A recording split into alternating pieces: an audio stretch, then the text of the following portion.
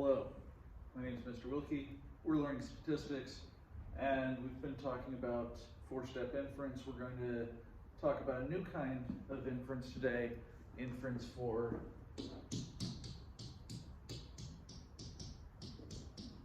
a population mean. All right, so let's do a little bit of quick review. We're going to talk about confidence intervals. So, confidence interval for a population proportion was p hat plus or minus z star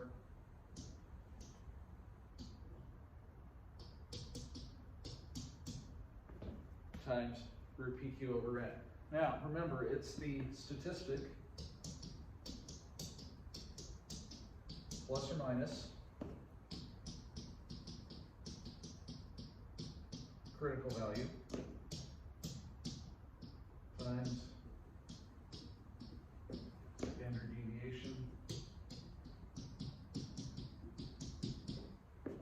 of the statistic. So when we're doing a confidence interval for the mean, it's still going to be the statistic plus or minus the critical value times the standard deviation statistic. So let's think about what this is. The statistic for a mean is x bar plus or minus critical value z star.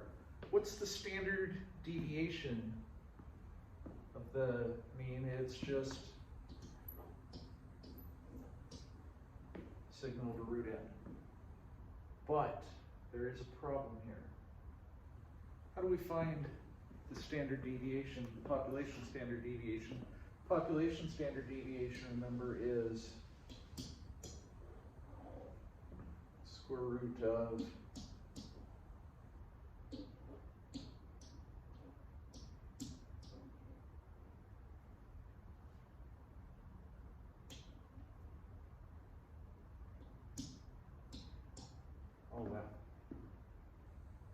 how can we find sigma if we don't know mu?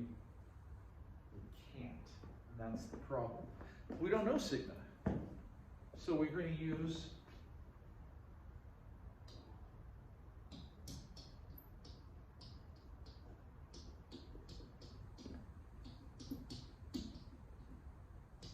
the standard error of the mean. Instead of sigma, we're going to estimate it with the sample standard deviation,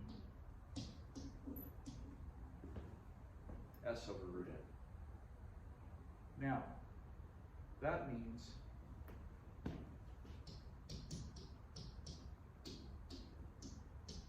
since we don't know,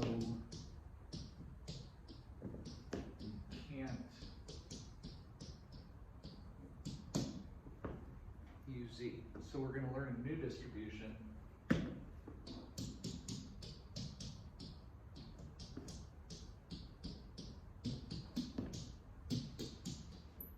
called the t distribution.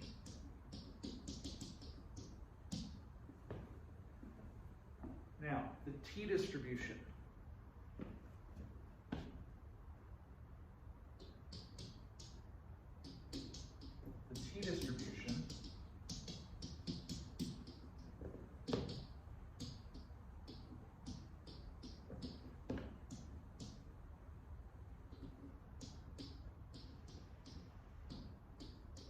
is based on degrees of freedom. Now, remember when we learned how to find S. S was the square root of S squared, right? So the square root of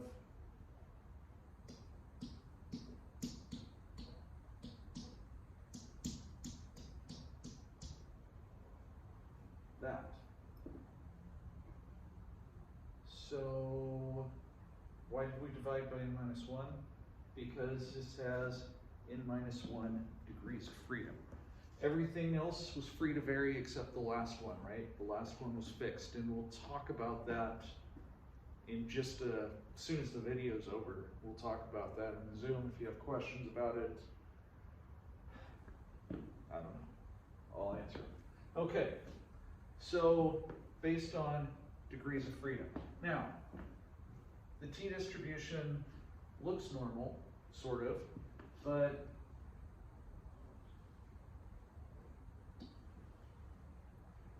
it's going to look like this. So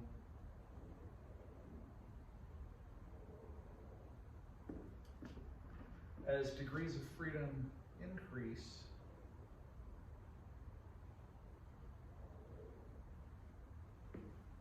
it gets closer and closer to normal. So you'll see the less degrees of freedom, the more area there is in the tails there. Okay, so as now,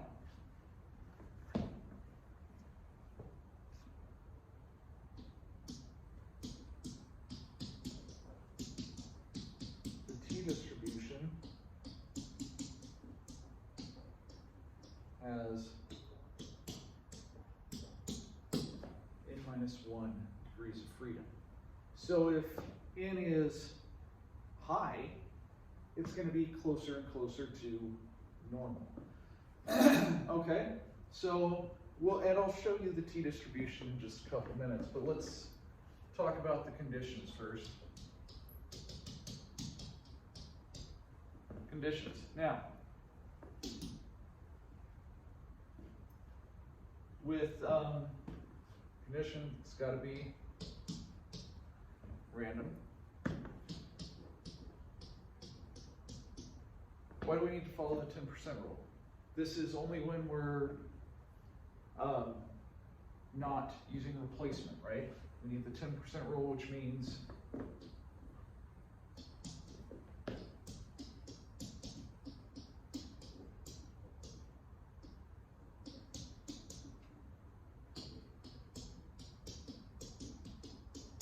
this has to do with the standard deviation. Now, we don't know the standard deviation, but to find S, that has to be true. Okay?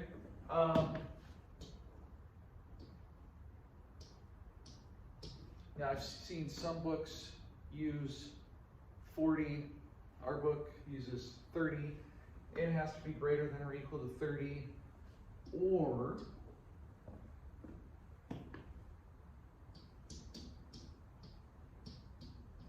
the graph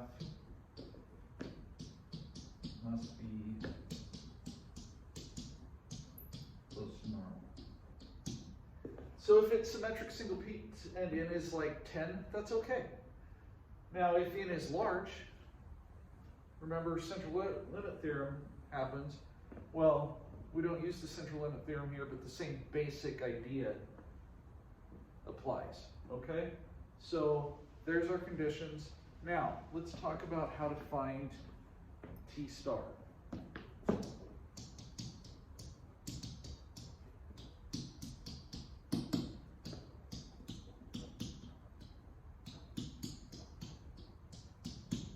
So we're going to use the T chart, which I will show you right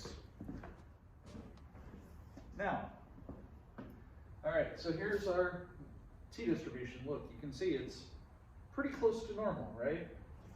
Table entry for P and C is the point T star with probability lying above it and probability lying between negative T star and T star. And I'll show you, so that's for P, that's for C is the confidence level. We'll get to that. So if I said, okay, let's do a 95% confidence interval. That's C, that's lying between negative T star and T star, or negative T star and positive T star. So here's confidence level C, 95%. Now, you'll notice infinite degrees of freedom is just the same numbers for Z star. In fact, I've seen some T charts, instead of infinite degrees of freedom, they just use Z star there. So as t, or as n goes to infinity, the t distribution goes to the z distribution. Okay? So if I said, well, n equals 31. Okay? N is 31. Cool. 95% confidence interval. Here's 95%.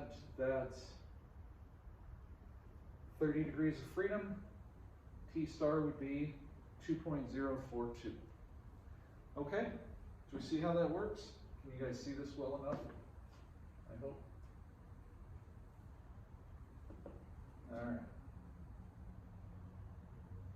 So, if I have, now, you'll notice the upper tail, 0.025, goes with 95%. Does that make sense? It does, right? If I had a 98% confidence interval, that'd be 0.01, 0.01 on both sides. That'd be an upper tail probability of 0.01. So here's 98%, 0.01. So if we're looking at a 99% confidence interval, that's 0.005 on each side. Let's say it's approximately normal, so we can have a lower sample size. Let's say n is 10. That would be 9 degrees of freedom at 0.005. T star would be 3.25. Okay? Do we see how this works? Great. All right. Well, that's it for today. Yeah, get your assignment done, and I will see you guys soon. Thank you to Iron Reagan for the t-shirt, and yeah, take care.